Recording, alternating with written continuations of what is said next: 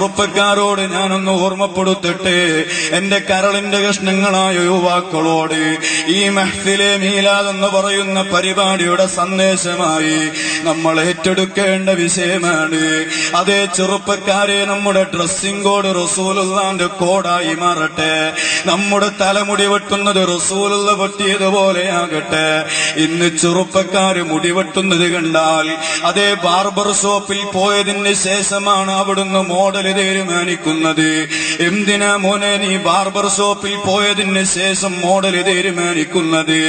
1400 വർഷങ്ങൾക്ക് മുമ്പ് ഹബീബ് മുഹമ്മദുർ റസൂലുള്ളാഹി സ്വല്ലല്ലാഹു അലൈഹി വസല്ലമ തങ്ങൾ പറഞ്ഞല്ലോ, നഹാ റസൂലുള്ളാഹി അനിൽ ഖസഇ.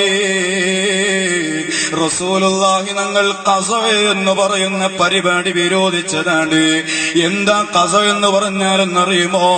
അത് മുടിയുടെ അല്പഭാഗം ചെറുതാക്കുന്നു, അല്പഭാഗം വലുതാക്കുന്നു, അപ്പാച്ചി രൂപത്തിൽ മുടി വെട്ടിക്കുന്നു, മുള്ളൻ പന്നിയുടെ മുള്ള് പോലെ മേലോട്ടിങ്ങനെ ഉയർന്നു നിൽക്കുന്ന രൂപത്തിൽ മോഡലാക്കുന്നു. മോനെ, ഇത് റസൂലുള്ളാന്റെ മോഡലില്ല കേട്ടോ.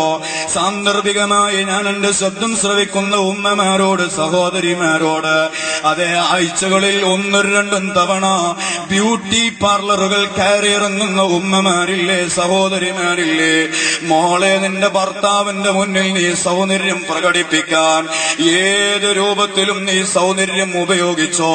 പക്ഷേ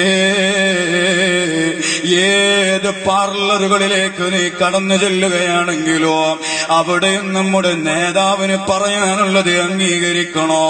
മോളെ, നീ നിന്റെ പിരികം പ്ലഗ് ചെയ്യുന്ന പരിപാടിയല്ലേ, അത് റസൂലുള്ളാഹിക്ക് ഇഷ്ടമില്ലാത്ത പരിപാടിയല്ലേ, അത് റസൂലുള്ളാഹിക്ക് വലിയ ദേഷ്യമുള്ള പരിപാടിയല്ലേ. റസൂലുള്ളാഹി ഞങ്ങളെ ഹറാമാണെന്ന് പഠിപ്പിച്ചതല്ലേ പിരികം പ്ലഗ് ചെയ്യുന്നത്.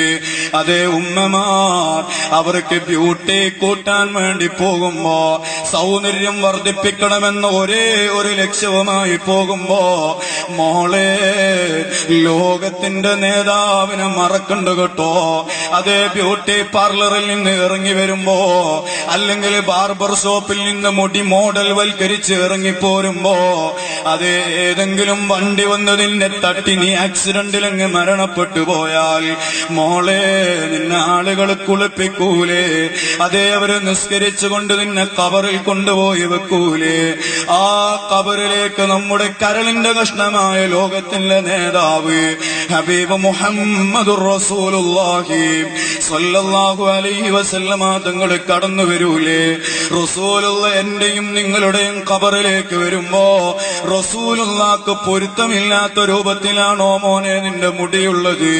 മോളെ, നിന്റെ പിരികമുള്ളത് റസൂലുള്ള വിരോധിച്ച രൂപത്തിലാണോ? അവിടെ റസൂലുള്ളാഹിക്ക് സന്തോഷമുണ്ടാകുമോ? റസൂലുള്ള നമ്മെ തൃപ്തിപ്പെടുമോ? റസൂലുള്ളാഹിക്ക് ആ ഖബറിൽ തീ കൊണ്ടല്ലേ മോളെ നിറക്കപ്പെടുന്നത്. സാന്ദർഭികമായി ഓർമ്മപ്പെടുത്തി എന്ന് മാത്രം. കേവലം 4